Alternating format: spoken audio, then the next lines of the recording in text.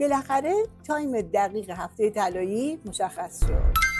اول از همه یه تشکر ویژه بابت این استقبال خیلی خوبی که از این دورای آموزشی و هفته طلایی داشتیم.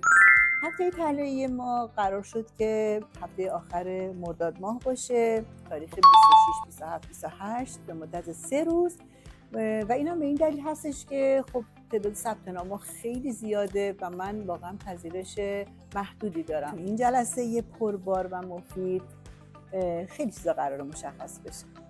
اول اینکه سطح علم خیاطی شما مشخص میشه و این کلاس خیلی براتون خوب خواهد بود، به صورت رایگانه 3 ساعت زمانشه و بهتون اعلام میشه که برای هر کدوم از شما چه روزی خواهد بود. ثبت نام خیلی زیاده و هنوزم ادامه داره و متقاضی داریم، حتی از شهرستانا داریم که خیلی گفتن که ما تو اون هفته که شما میخوایم با ما قرار بذاریم ما حاضریم بیایم تهران بمونیم که تو اون روز اونجا باشیم.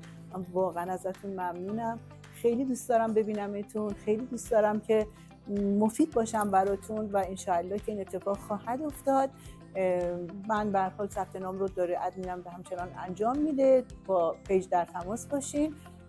اگر که روزهامون 3 روزمون بازم بخواد ثبت نام همینطوری ادامه داشته باشه مجبورم 4 روزش بکنم که میشه برای روز چهارشنبهش هم قرار میذاریم، ولی به هر حال هر کس که دلش بخواد تو این راه قدم برداره مطمئنا دست خالی نخواهم گذاشت. به امید دیدار روی ماه تک تکتون.